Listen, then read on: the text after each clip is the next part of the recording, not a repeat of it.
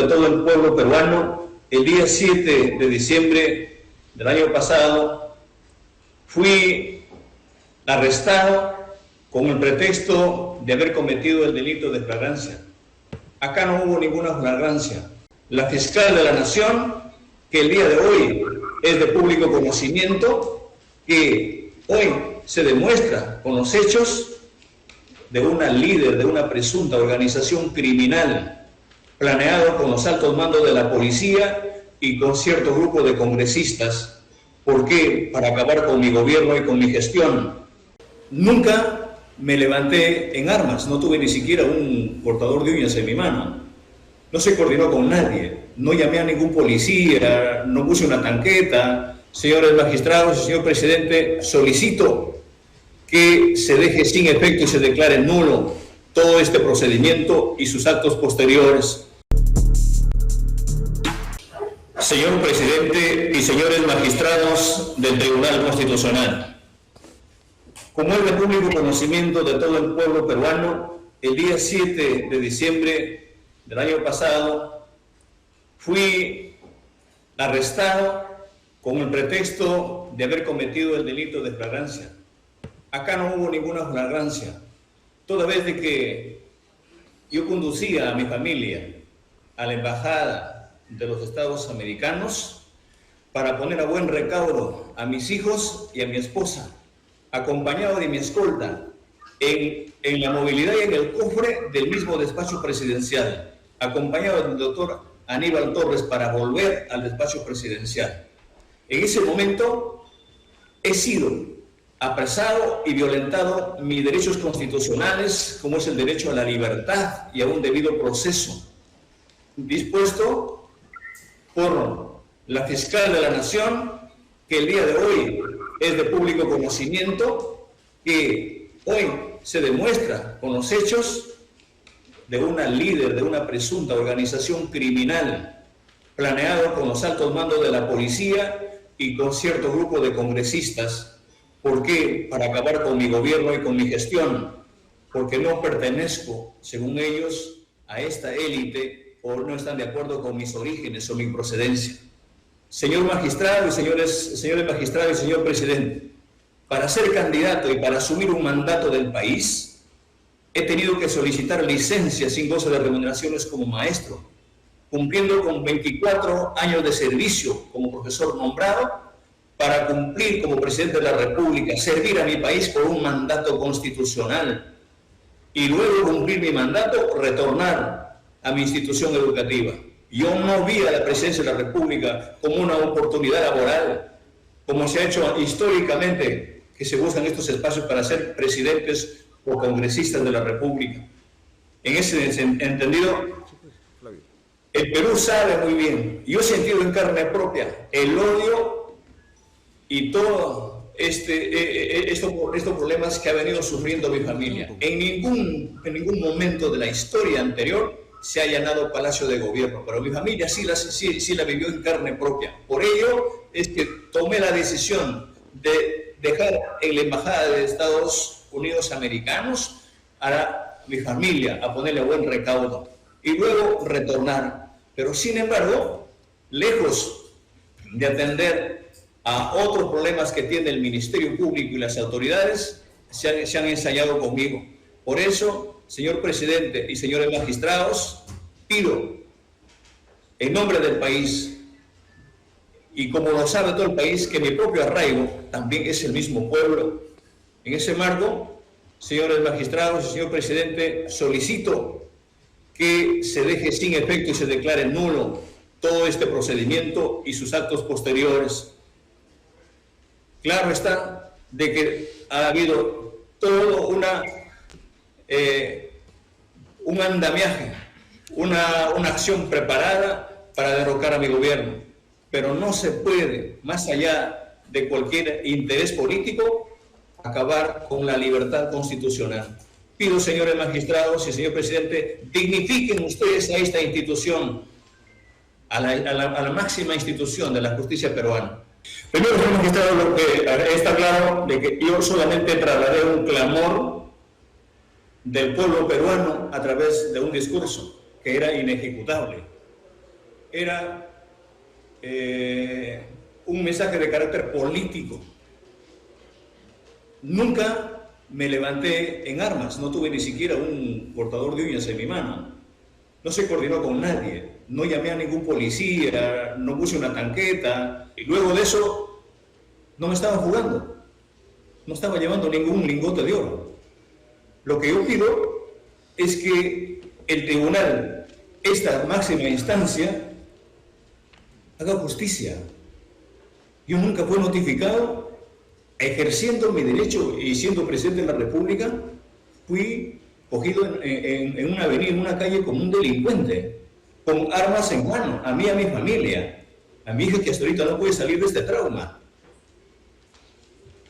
Este escenario que todo el mundo ha visto, en mi detención y en mi encarcelamiento, no hay ninguna diferencia con lo que ha hecho cualquier otra organización criminal cuando se coge a un empresario o a un comerciante. Entonces, señores magistrados, cuando se dice de un golpe, el golpe ya vino preparado desde hace tiempo del Congreso, de la Fiscalía, de los grupos de poder, cuando no dejaban gobernar. Pero ahora tenemos nosotros que no se cuestiona nada frente a un gobierno de facto, que un gobierno que se sostiene sobre cadáveres y con municiones del propio ejército del país, y no se hace nada. Yo lo único que pido es que se haga justicia y que se declare nulo todo este procedimiento y los actos posteriores. Y lo más que pido en nombre de mi familia y en nombre del pueblo peruano, porque no solamente mi labor y mi arraigo está en mi escuela, sino en el pueblo peruano. Y en nombre de este pueblo yo quisiera saludar a los jóvenes estudiantes que están allí, que entiendan bien las cosas, que tenemos derechos constitucionales, como es el derecho a la libertad, a un debido proceso. A mí no se respetó ninguno de ellos. Quisiera terminar, señor magistrado, diciendo de que los derechos son para igual, deben darse en iguales condiciones. No es que para los enemigos de la ley para los enemigos de la ley y para el resto otras cosas. Concluyo manifestando de que agradecer a cientos de ciudadanos que han presentado diversas demandas, habeas corpus, acciones de amparo, que no me cuesta un sueldo, tampoco la daría porque no la tengo. Yo no robé, yo no maté a nadie. Agradezco y felicito al pueblo peruano de mantenerse latente, vigente y consecuente para rescatar los derechos constitucionales, derecho a la salud, a la agricultura, a este hombre que está pidiendo justicia, a la mujer que está abandonada. Solamente a eso vine, a eso me eligió el pueblo. Yo confío en que este Tribunal Constitucional, alguien dijo por ahí, no, ha cometido un delito de rebelión, debería ir en avión a Chota. Chota no tiene aeropuerto. Es la realidad del país, es el país que hemos recibido. Yo simplemente estaba yendo a dejar a mi familia porque se había desatado un odio y una persecución permanente a mi familia, y tenía que rescatarla porque son los que más valoro, los que más amo, los que más quiero en este mundo. Y por eso, señores magistrados, lo que pido el día de hoy es que se haga justicia simplemente. En manos de ustedes está el porvenir y el destino del país. Mire cómo está el país el día de hoy. Muy bien, señor Castillo. Muchas gracias por darme el espacio.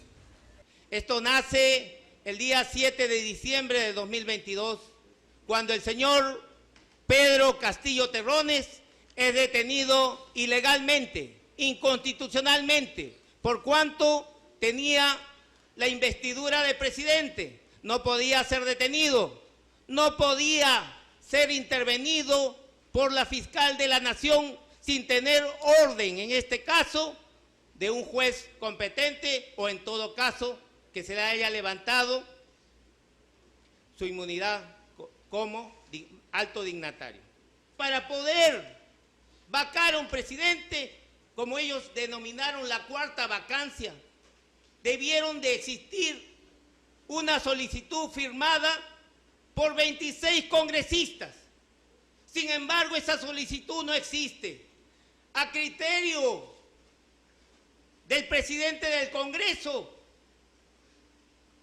creó la cuarta vacancia presidencial a su criterio y inmediatamente la sometió a votación, violando la Constitución, violando el ordenamiento legal, violando claramente lo establecido en la ley. Los mensajes del presidente de la República, salvo el primero de ellos, son aprobados por el Consejo de Ministros. Artículo 120, refrendo ministerial. Son nulos los actos del presidente de la República que carecen de refrendo ministerial. En rigor, el presidente Castillo leyó un discurso el 7 de diciembre a las 11:40. La pregunta clave, y le corro traslado a los colegas que nos han señalado, ¿tenía firma del Consejo de Ministros? ¿Qué ministro lo firmó? Yo le respondo, ni uno. Por tanto, en mérito del artículo 120, es nulo el acto de la República y carecen de refrendo ministerial. Luego nos vienen a decir que el reglamento del Congreso no se llegó a aplicar por el artículo 89.a. Yo pregunto, ¿cuál es la moción del día o orden del día del Congreso para que lo vaquen al presidente Castillo el día 7 de diciembre por la lectura del discurso del 7 de diciembre a las 11:40? No existe. ¿Cuáles son los nombres de los 26 congresistas que tenían que aprobar? No existen. Y luego, señor, dice, para la admisión del periodo de vacancia se requiere el 40%, 52 congresistas hábiles. Reto al Congreso y a los abogados que han estado acá y me diga de los 52 el nombre de los congresistas que aprobaron. No existe. Luego, señor, dice, para declarar la vacancia express, rápida o inmediata al presidente Castillo, dice, el acuerdo de la vacancia de la República, previsto en el artículo 10, requiere un número de votación de los 2/3, 86 miembros. Tampoco existen, señor. Entonces, señor, no hay moción de vacancia, no hay los 26, no hay la admisión. Y cuando le hicieron la vacancia express, nunca se llegó a los 104 votos, sino 101. Tampoco lo han mencionado, ¿por qué no llegaron o respetaron lo que ellos mencionaron? Pero vamos a contestarle más. Dice, hay peligro de fuga. Yo pregunto actualmente, y lo hago con el mayor respeto, a los ilustres miembros del tribunal y a los auditorios, a los presentes, que hay autoridades en este lugar, ¿cómo sale una autoridad como ustedes? O como sale cualquiera que está acá, tengo entendido que está el alcalde de Lima. Sale con su seguridad, con su policía, un patrullero adelante, otro patrullero atrás.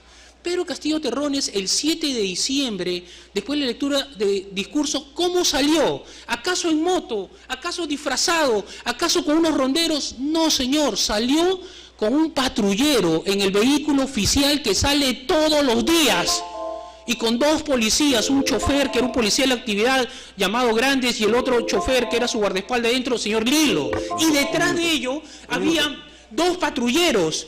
La pregunta clave es, ¿quién se fuga con patrulleros? ¿Quién se fuga con policías en actividad?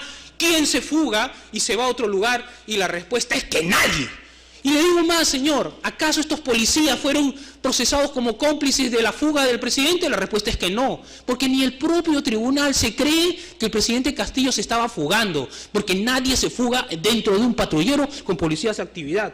Luego, te dice que el presidente de la República hizo un golpe de Estado al leer el 7 de diciembre y que las ilustres autoridades hoy estuvieran presos. Yo pregunto, señor, ¿acaso hoy no vemos cómo es que han sacado una fiscal de la Nación y a la Junta Nacional de Justicia cuando presionaban con denuncias falsas a los congresistas y luego los presionaban para que voten de determinada manera para que salga esta fiscal Zoraida Ábalos y los miembros de la Junta Nacional de Justicia? Vemos que hay ese escenario, vemos cómo se presiona. ¿Y quién lo presiona? La fiscal Patricia Liz Benavides, la misma que fue a detenerlo el presidente Castillo, utilizando el servicio de inteligencia, y ahora nos vienen a decir que Barreto era la que venía a descubrir esta investigación. Sin embargo... Doctor, concéntrese con el caso, por favor. Y con esto termino, señor. Dicen que Castillo hizo el golpe de Estado, pero lo que no dicen, señor, es que el presidente Castillo, por quinta vez, por los mismos hechos, por las mismas cosas que ya tenían cosa jugada administrativa en el Congreso, lo volvieron a citar. Y lo citaban, y la última fue la vacancia del señor Edward Marla, que no se votó, porque crearon otra que ya he referido. Entonces, ¿quién no respetó la Constitución o el ordenamiento jurídico? Fue, señor, el Congreso de la República y la Fiscal de la Nación, y me reservo mis fundamentos en el espacio 2390-2023, que voy a probar cómo el servicio de inteligencia fue detenerlo al señor Pedro Castillo Terrones.